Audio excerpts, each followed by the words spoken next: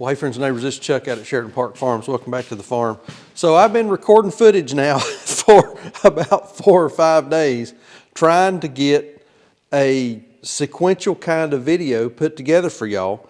And I've just not been able to get anything to stick in my mind. And sometimes as a creator, that's one of the things that you run into is this block of trying to put a video together. But I've got some footage of a lot of different things. I'm gonna go to the house here in a few minutes and see if we can put this thing together and see what comes out. I can tell you what we do have.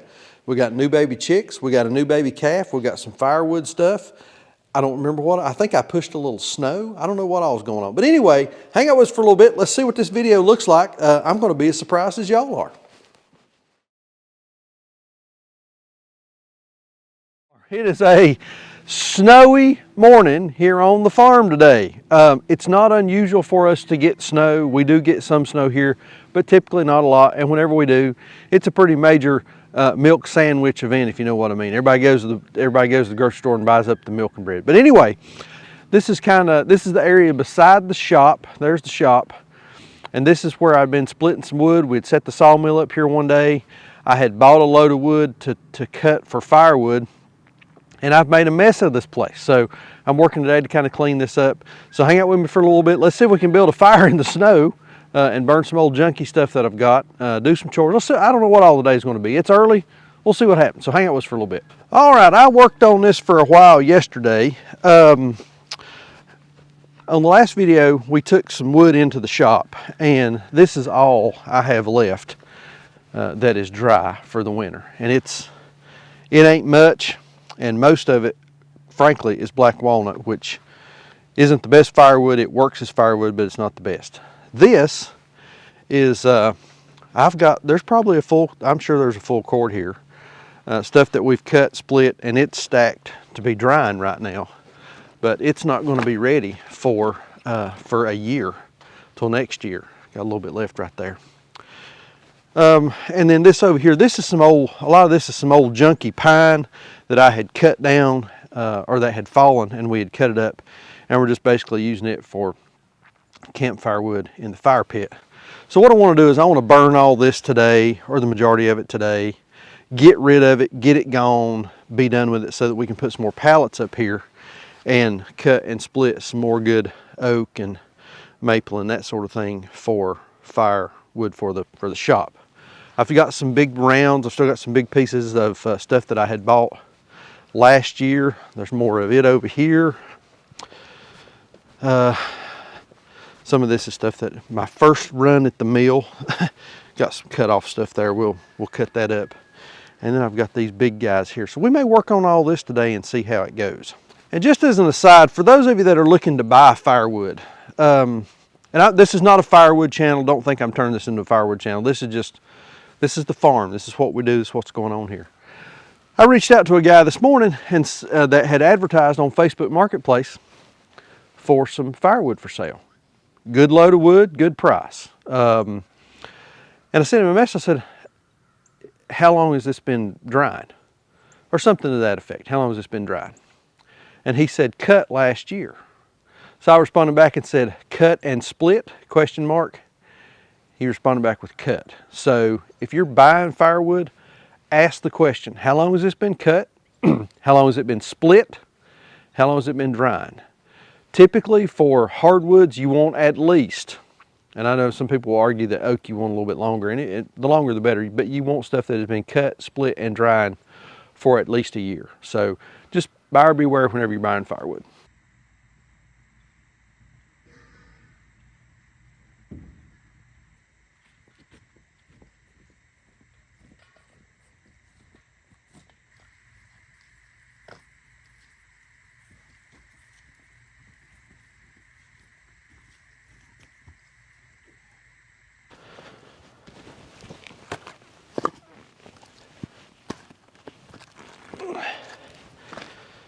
All right, I know you guys that wear skinny jeans won't understand this, but this is a blowtorch and this is hot. It will burn you.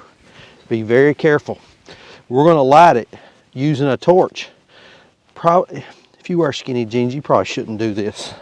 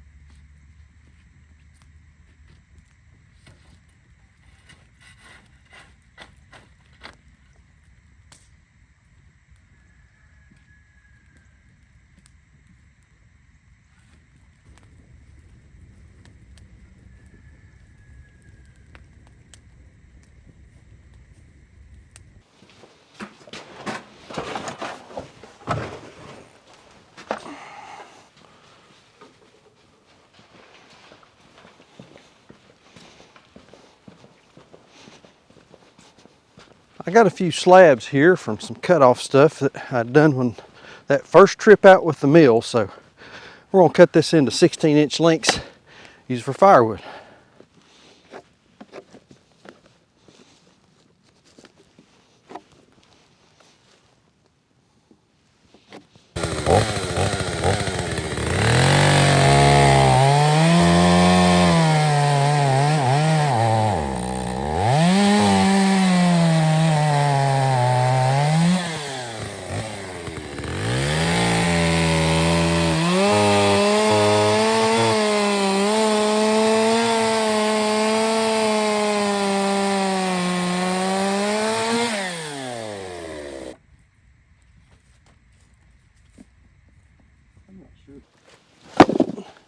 I probably need to split that, break it down a little farther.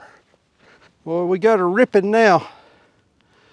So that's just all dry pine, old junky, punky, soft pine, and scraps and stuff that I scraped up here from around the yard where we've been splitting wood. So that's good and warm too.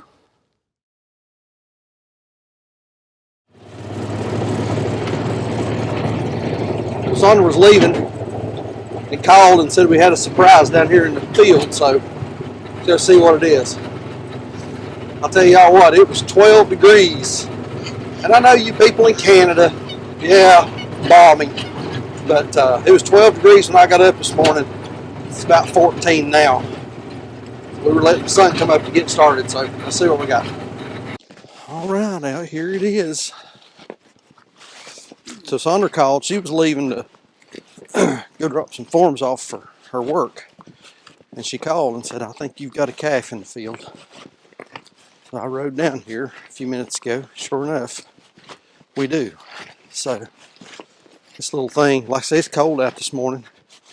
This is Mama. This is number 23. And I did, or excuse me, 28. And I did not expect that 28 was pregnant. But this is her calf. And Sandra said, Newman, back up.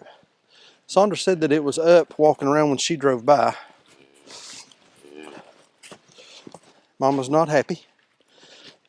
But Sandra said that the calf was up walking around when she drove out. Its head is up. It looks like it's dry.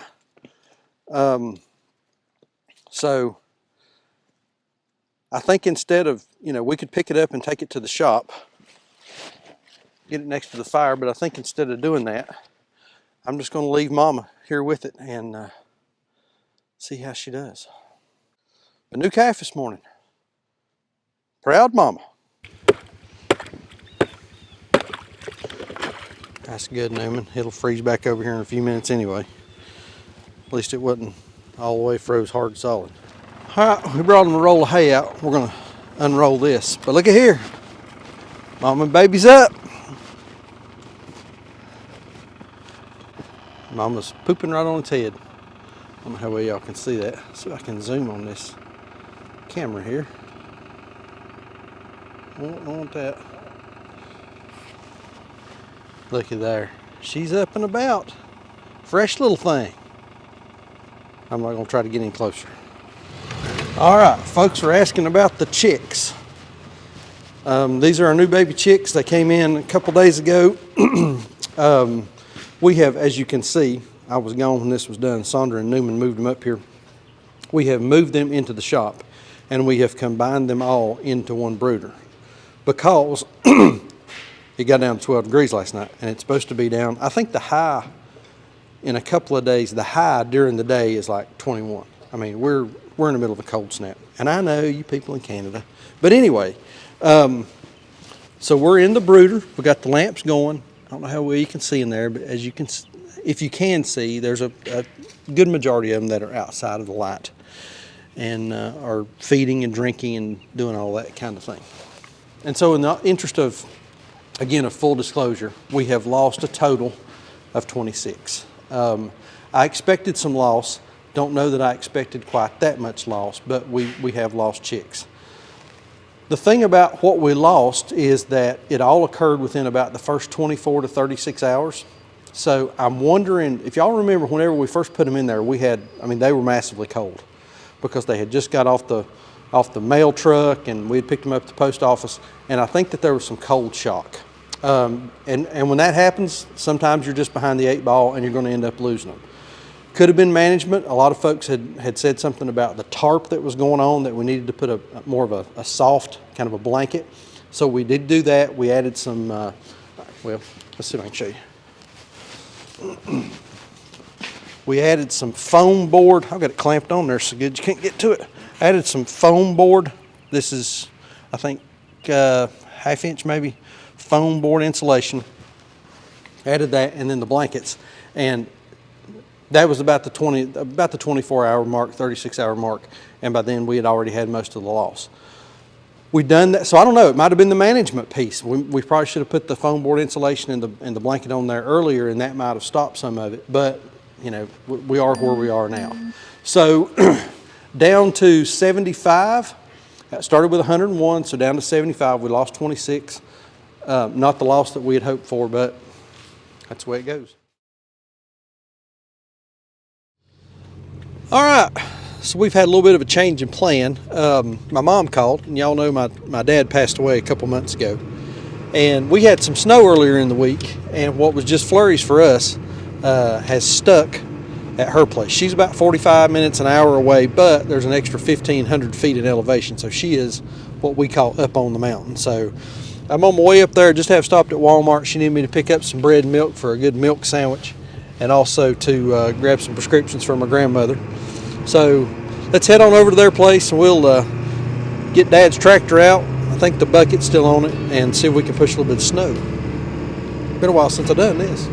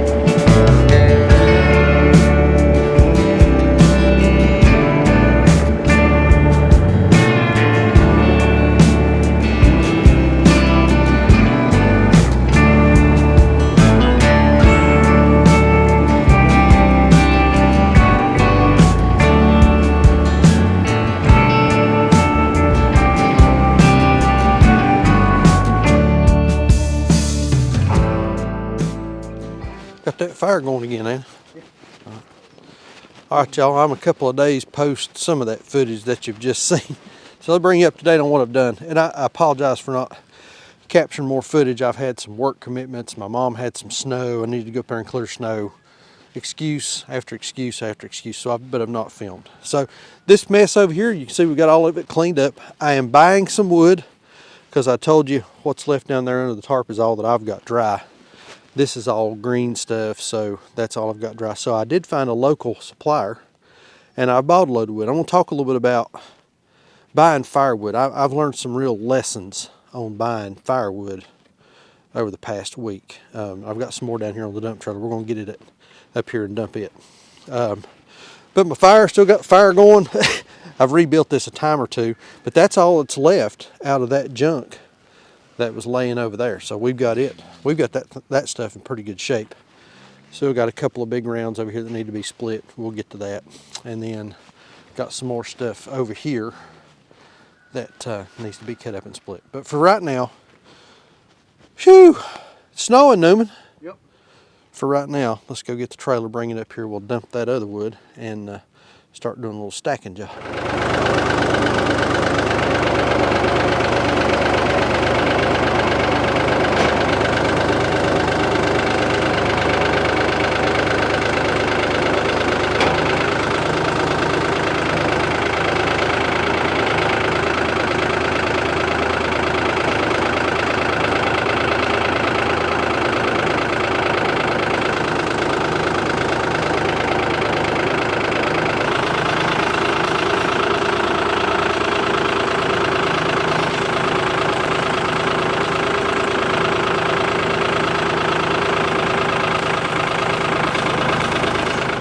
That's probably pretty good, ain't it, Newman? It's all right. Think that's all right?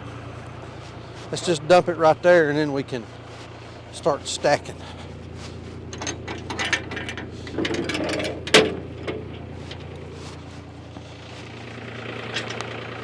All right, so I bought a cord of wood, and very few people in our area will sell wood by the cord. They sell it by the pickup load. Well, is it a short bed pickup, a long bed pickup, full-size pickup?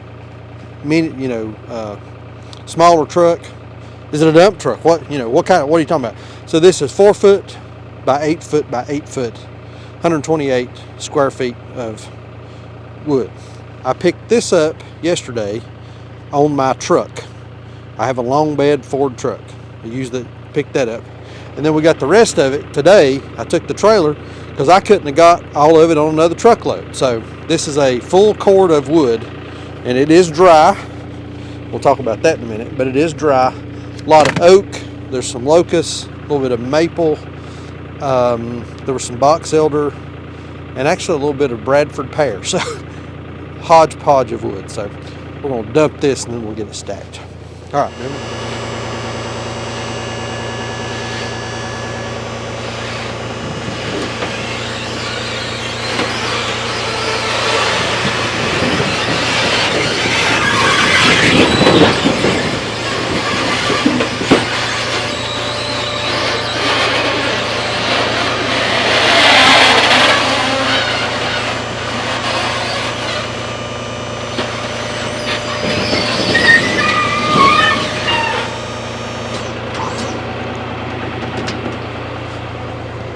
How we do there? Yeah, boiler came out. I'll get the rest of it. Hang on.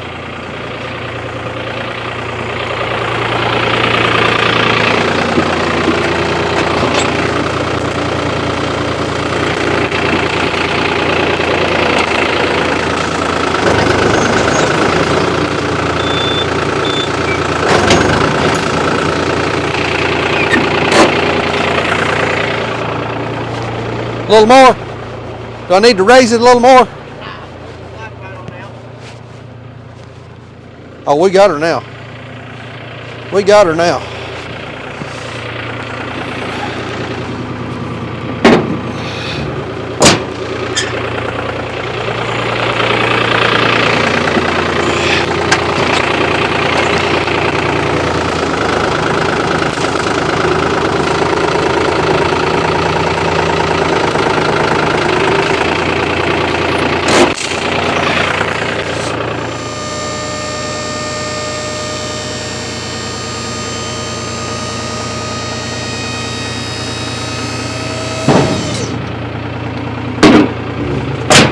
right. Perfect, thank you. All right. Man, that's a mess of wood. We're gonna get all this stacked. This will get us through the winter. I told Sandra a while ago, I said, I believe I could start a fire now and burn it through April and keep it going. So.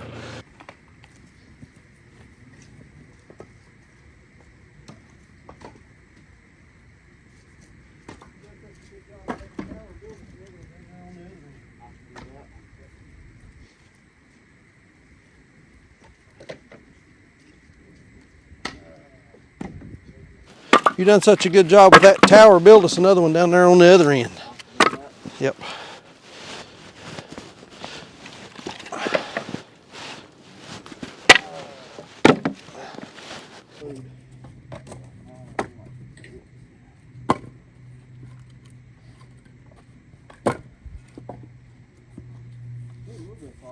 Mixed in there to help get the fire started. Yeah.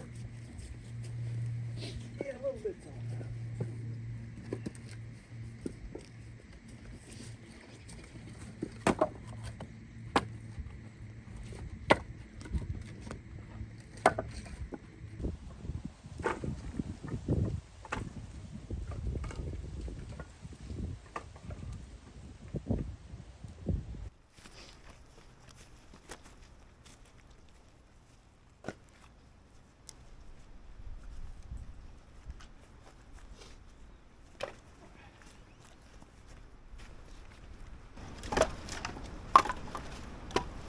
That's it. That's the one we was looking for. That's it. All right, that was the piece we were looking for, the last piece. So what I bought from right here over from Suncatcher Farms. They're a local regenerative ag farm here in Wilkes County. I'll post a link to their website down below. Jared and his wife, I think her name is Victoria, do a absolutely beautiful job over there. They've got some really cool stuff going on.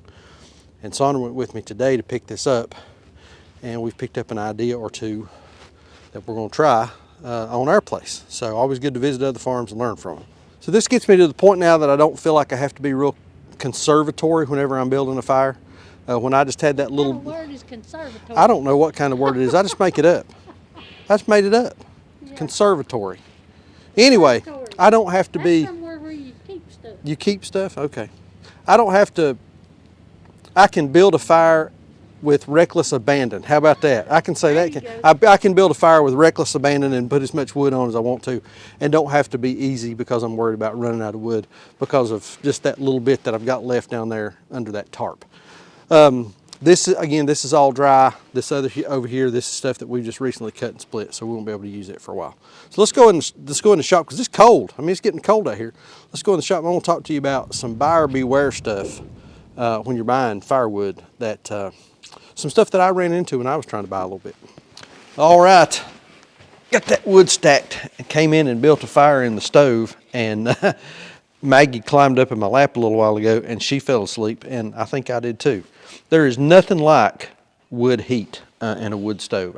This has probably been one of the most enjoyable things that we've ever done here at the farm is put this wood stove in up here at the shop. And now I've got plenty of wood so I can build a fire and just have it anytime I want, which I'm really, really excited about.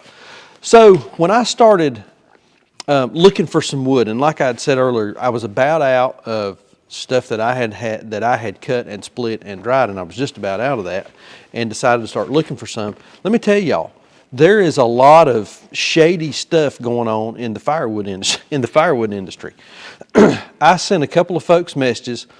They were advertising dry or seasoned firewood, and I would start asking a couple of questions. When was it cut? Well, it was cut last year. Okay, well, when did you split and stack it? Well, I done that last week. Well, that's not dry firewood. For firewood to properly dry and season, it needs to be cut and split and then allowed to air dry for a certain period of time. Depending on species, it takes a different amount of time. For example, oak is really recommended, I think, that you let it air dry and season for, I think, about 2 years.